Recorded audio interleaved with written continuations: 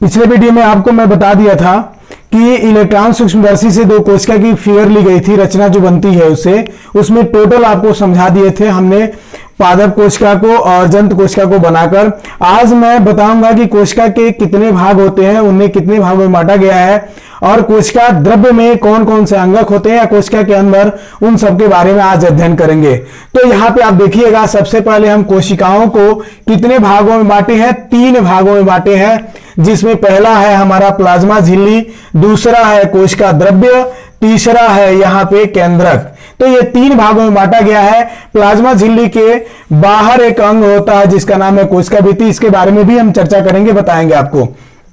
यहां एक संरचना बनाया है गोलाकार, ये कोशिका की संरचना है, जिसमें सबसे बाहरी जो ये दिखाई दे रही है आपको, ये भित्ति, उसको बोलते हैं कोशिका झिल्ली। क्या बोलते हैं? कोशिका झिल्ली बोलते हैं, प्लाज्मा झिल्ली। उसके बाद की जो भाग होती है कोशिका झिल्ली और केंद्रक झिल्ली के अंदर, ये पूरी यहां से यहां तक की जो दूरी होती है, ये पूरी चारों तरफ, उसको बोलते हैं कोशिका द्रव्य। इसके अंदर जो होती है उसको बोलते हैं, ये एक झिल्ली से, मोटी झिल्ली से, जिसे केंद्रक झिल्ली कहते हैं, इससे एक घिरी हुई रचना है जो मध्य में होती है, इसी कारण से इसे कोशिका का केंद्रक भी कहा जाता है। अब एक एक करके हम पढ़ेंगे। एक भाग, पहला भाग है कोशिका का प्लाज्मा झिल्ली। प्लाज्मा झिल्ली देखिए किसका किसका बना होता है, लिपिड और प्रोटीन का बना होता है, ठीक है।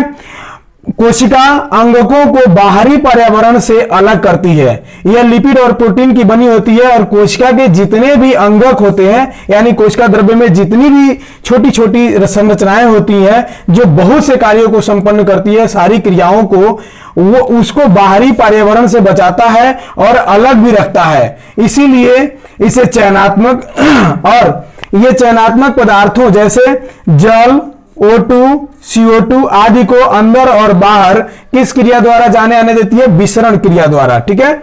विसरण क्रिया द्वारा ये आने जाने देती है।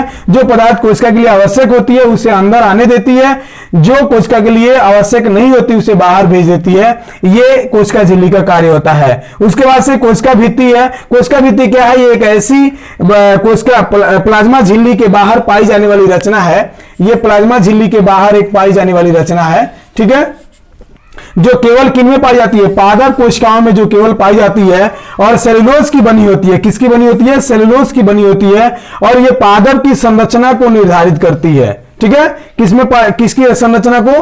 पादप की संरचना को निर्धारित करती है, और उसके सेलों को सूखने से बचाती है। किससे बचाती है? सूखने से।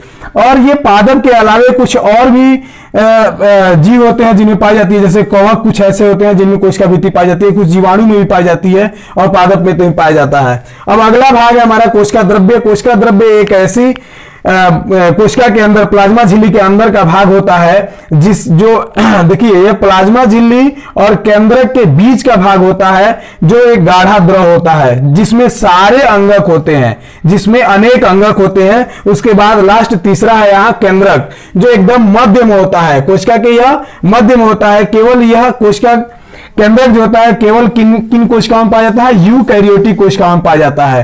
कोशिकाएं ऐसी भी होती है जो प्रोकैरियोटिक जिन्हें कहा जाता है, उसमें उन कोशिकाओं के मध्य में कोई भी ऐसी रचना झिल्लीयुक्त नहीं होती है जो अलग दिखे, जिसे हम केंद्रक कहें। तो प्रोकैरियोटिक एक ऐसी कोशिका होती है जिसमें केंद्रक नहीं होते हैं। केंद्रक क्या होते हैं? नहीं होते हैं, लेकिन यूकैरियोटिक कोशिकाओं में केंद्रक पाई जाती है इसके मध्य में। तो कोशिकाओं के केंद्रक झिल्ली से, ये केंद्रक झिल्ली से घिरी हुई रहती है। यहां देखिएगा आप, इसमें क्या पाए जाते हैं? केंद्रक में क्रोमोसोम पाए जाते हैं, जिसे गुणसूत्र कहा जाता है। क्या पाए जाते हैं? क्रोमोसोम पाए जाते हैं, जिसे गुणसूत्र कहा जाता है। गुणसूत्र किसका किसका बना होता है? डीएनए और प्रोटीन का। गुणसूत्र किसका बना होता है? डीएनए और प्रोटीन का बना होता है। उसके बाद से ये अनुवांशिक गुणों के वाहक होते हैं। कौन? डीएनए। अनुवांशिक गुण का क्या होता है? डीएनए वाहक होता है। और ये किसका बना होता है? डीएनए जीन का बना होता है। यहां एक डीएनए का स्ट्रक्चर हम बनाए हैं, देखिएगा आप। डीएनए इसी तरह का बना होता है, रचना होता है कोशिका के अंदर। ये क्रिक और वाटसन का मॉडल है, ठीक है। क्रिक और वाटसन नामक 2 व्यक्ति थे जिन्होंने इस मॉडल को प्रस्तुत किया था कि डीएनए की रचना कुछ ऐसी होती है। उसके बाद से इसको अगर आप खंड खंड बांट दोगे, जैसे 1 खंड, 2 खंड, ये एक खंड जो है ना, ये यहां से यहां तक, इसको बोलते हैं एक जीन। इसी तरह खंड खंड जब एक साथ कई खंड मिलते हैं तो एक डीएनए का निर्माण होता है। यहां देखिएगा, ये गुणसूत्र का फिगर है, यहां देखिए ये गुणसूत्र का फिगर है। गुणसूत्र किससे बना होता है? डीएनए और प्रोटीन का। और इसी एक गुणसूत्र को आप खोल के देखिएगा तो ये डीएनए निकला हुआ है, देख रहे हैं ना आप। तो इस तरह से होता है। अब आगे चलेंगे हम कोशिका, यहां पे देखेंगे नोट में कि कोशिका द्रव्य और केंद्रक द्रव्य दोनों को मिलाकर क्या बोला जाता है? जीव द्रव्य बोला जाता है। क्या बोला जाता है? जीव द्रव्य। ये कहां से कहां तक होता है? ये केंद्रक का मध्य भाग हो गया, तो यहां से लेकर पूरा यहां तक की जो दूरी होती है और यहां से यहां तक की जो द्रव होते हैं, उन सभी द्रवों को, द्रव्यों को क्या बोला जाता है? जीव द्रव्य बोला जाता है। आप यहां ध्यान से देखेंगे। उसके बाद से कोशिका द्रव्य में पाए जाने वाले, इस क्षेत्र में पाए जाने वाले जितने भी अंगक होते हैं उनको बारी बारी से हम पढ़ेंगे। उन्हें हम कोशिका अंगक कहते हैं, कोशिका का, या कोशिकांग कहते हैं। क्या कहते हैं? कोशिकांग। अब यहां देखिएगा, पहला इसका सबसे है अंतःप्रद्रव्य जालिका, जिसे एंडोप्लाज्मिक रेटिकुलम कहते हैं। यह नलिकाकार भी हो सकता है, गोलाकार भी हो सकता है, आयताकार भी हो सकता है। यहां ध्यान दीजिएगा, यह कई आकार का होता है। कोशिका द्रव्य में चारों तरफ बिखरा हुआ रहता है, लगभग केंद्रक से जुड़े हुए। ठीक है, इसकी ये कुछ रचना है, देखिएगा। अब यहां देखिएगा, एंडोप्लाज्मिक रेटिकुलम कितने प्रकार के होते हैं? 2 प्रकार के, एक RER होता है, एक SER होता है।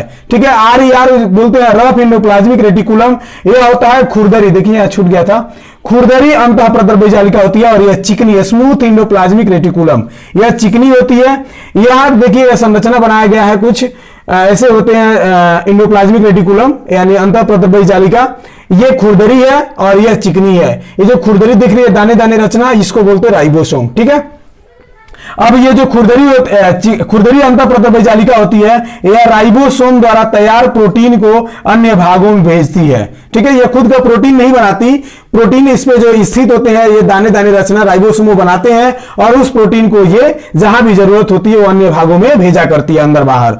ठीक है, उसके बाद से चिकनी जो अंतःप्रद्रव्य जालिका होती है, यह वसा तथा लिपिड को बनाती है। यह वसा तथा लिपिड को बनाती है। आगे यहां दे रहा है, दूसरा हमारा अंगक है कोशिका द्रव्य का गाल्जी उपकरण। गाल्जी उपकरण कुछ इस तरह का होता है, आप देखिएगा ऐसे। ठीक है, यहां दे रहा है कि एक दूसरे के ऊपर यह सजी कुंडिका की तरह होती है। देखिए यहां कुंडिका लिखा है, ये कुंडिकाओं जैसी है, ये एक दूसरे पे सजी हुई समान एक रचना होती है। और इसका कार्य क्या होता है? ER से ये जुड़ी रहती है, ER से यानी एंडोप्लाज्मिक रेटिकुलम अंतःप्रद्रव्य जालिका से यह जुड़ी हुई रहती है। उसके बाद से जो भी ये गाल्जी जो होता है, गाल्जी उपकरण ER में बने पदार्थ को इकट्ठा करती है और जरूरत पड़ने पर इधर उधर भेजा करती है। उसके बाद से गाल्जी का लाइसोसोम को भी बनाती है। किसको बनाती है? लाइसोसोम। यहां तीसरा हमारा अंगक है लाइसोसोम के बारे में देखिएगा। यह कुछ इस तरह की गोलाकार रचना होती है। यह जो होती है, यह RER द्वारा बनी पाचक एंजाइम युक्त थैली होती है। यानी कि जो खुरदरी अंतःप्रद्रव्य जालिका होती है, रफ एंडोप्लाज्मिक रेटिकुलम, उसके द्वारा एक एंजाइम बनाया जाता है जो पाचक एंजाइम होता है। इससे युक्त ये थैली नुमा एक रचना होती है जो कोशिकीय अपशिष्टों को, जो कोशिका में अपशिष्ट होते हैं, जितने भी अपशिष्ट होते हैं, जो कचरा होता है, उसको ये क्या करती है? पाचित करके साफ कर देती है। क्या करती है? पाचित करके साफ कर देती है। और जरूरत पड़ने पर कोशिका को ही पाचित कर देती है। किसको पाचित कर देती है? कोशिका को ही पाचित कर देती है, जिसके वजह से लाइसोसोम को आत्महत्या की थैली कहा जाता है। आत्महत्या की थैली कहा जाता है। यह स्वयं को ही मार लेती है। अगर कोशिका क्षतिग्रस्त हुआ, किसी कारणवश चोट लग गया या कोई भी कारण हुआ जिसे कोशिका पे क्षति पहुंचा है, तो यह कोशिका को ही नष्ट कर देती है। चौथा हमारा अंगक है माइटोकॉन्ड्रिया, को बिजली घर भी कहते हैं, पावर हाउस भी कहते हैं, ऊर्जा गृह भी कहते हैं। ये एक इतना अद्भुत अंग है कि यह ATP के रूप में ऊर्जा को संचित करता है ग्लूकोज के पाचन से। जब हम श्वसन क्रिया करते हैं और हमारा भोजन पचा हुआ जो ग्लूकोज के रूप में कोशिका के माइटोकॉन्ड्रिया में जाके संचित होता है, ये कुछ इस तरह का दांतेदार माइटोकॉन्ड्रिया होता है। इसमें जो नलिकाएं हम दांतादार दिखाए हैं, लेकिन ये नलिकाएं बहुत अति कुंडलित होती है। क्या होती है? अति कुंडलित, इसलिए हम इस तरह का दिखा दिए कुछ, लेकिन इसी तरह का होता है। ठीक है, तो ग्लूकोज जो पच के अंदर गया है हमारे सेलों के में माइटोकॉन्ड्रिया में, श्वसन क्रिया द्वारा जो O2 जाता है उससे पचता है और ATP के रूप में ये ऊर्जा बनती है। ये ऊर्जा उसमें इकट्ठा रहती है और जरूरत पड़ने पर शरीर के अंदर व बाहर सभी क्रियाओं में उपयोग होती है। शरीर के अंदर व बाहर सभी क्रियाओं में उपयोग होती है। शरीर के अंदर भी जितनी भी रासायनिक क्रियाएं होती है उसमें भी उपयोग होता है, और उसके बाद से हम मेंटली क्रिया करें या फिजिकल वर्क करें बाहर, उसमें भी ये सारा खर्च होता है। उसके बाद से ये इतना अद्भुत अंग है, हम शुरू में ही कहे, इसके पास स्वयं का राइबोसोम और DNA होता है। क्या होता है? स्वयं का राइबोसोम और डीएनए होता है। कोशिका का मात्र एक अंगक ऐसा है माइटोकॉन्ड्रिया जिसमें खुद के पास डीएनए होता है। चौथा हमारा अंगक है प्लास्टिड। प्लास्टिड एक ऐसा रचना है, ऐसा एक अंगक है कोशिका द्रव्य में पाया जाने वाला जो केवल पादप कोशिकाओं में पाया जाता है। किन्हें पाया जाता है? पादप कोशिकाओं में पाया जाता है। और यह कितने प्रकार का होता है? 2 प्रकार के। बहुत जगह आप कंफ्यूज होंगे कि ये 3 प्रकार का भी होता है, जैसे क्रोमोप्लास्ट, ल्यूकोप्लास्ट और क्लोरोप्लास्ट, लेकिन ऐसा नहीं है, ये 2 ही प्रकार का होता है। 2 प्रकार में क्रोमोप्लास्ट होता है जो रंगीन लवक है, और एक होता है ल्यूकोप्लास्ट। एक कौन होता है? ल्यूकोप्लास्ट होता है जो रंगहीन है। ठीक है, रंगहीन जो होता है, अब देखिए इसमें क्रोमोप्लास्ट जो होता है, क्रोमोप्लास्ट में हरित लवक पाया जाता है जिसे क्लोरोप्लास्ट कहते हैं। तो आपसे आप जानकारी आपको मिल गई कि क्लोरोप्लास्ट किसमें होता है? क्रोमोप्लास्ट में होता है। ठीक है, जिसे हरित लवक कहते हैं। यह प्रकाश संश्लेषण क्रिया में भाग लेता है। किसमें? प्रकाश संश्लेषण क्रिया को कराता है पेड़ पौधों में, और इसके बाद इसके खुद के पास माइटोकॉन्ड्रिया की तरह डीएनए और राइबोसोम होते हैं। तो देखिएगा यहाँ हरित लवक जो है जो क्रोमोप्लास्ट में पाया जाता है, यहां देखिए हरित लवक जो किसमें पाया जाता है? क्रोमोप्लास्ट में पाया जाता है। इसके पास हरित लवक के पास माइटोकॉन्ड्रिया के समान ही डीएनए और राइबोसोम पाए जाते हैं। उसके बाद से ल्यूकोप्लास्ट जो होता है, इसमें स्टार्च, तेल व प्रोटीन ऐसे कुछ खाद्य पदार्थ संचित रहते हैं, इकट्ठा रहते हैं, जो समय पड़ने पर इधर उधर यूज हो जाते हैं उसका। उसके बाद से लास्ट हमारा अंगक है कोशिका द्रव्य में पाया जाने वाला, जिसका नाम है रसधानी।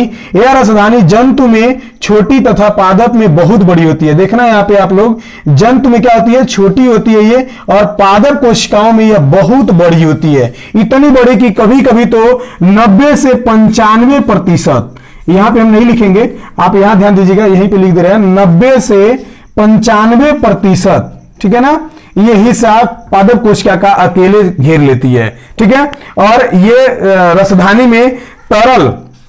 रसधानी में ठोस तथा तरल दोनों प्रकार के पदार्थों का संग्रहण होता है, इकट्ठा रहता है। और इसके बाद से जितने भी, और एक जानकारी दे रहा हूं, बोर्ड पे जगह नहीं था, लिख नहीं पाया। रसधानी जो होती है, जो सूक्ष्म जीव होते हैं ना, सूक्ष्म जीव, जैसे मान लीजिए कि अमीबा हो गया, पैरामीशियम हो गया, इन सब में जो रसधानी होता है वो दोनों काम करता है। भोजन का अंतर्ग्रहण होने पर संग्रहण भी करता है, उसे पाचन भी करता है, और रसधानी निष्कासन भी करता है। तो आप लोग इसका एक बार स्क्रीनशॉट ले लीजिए।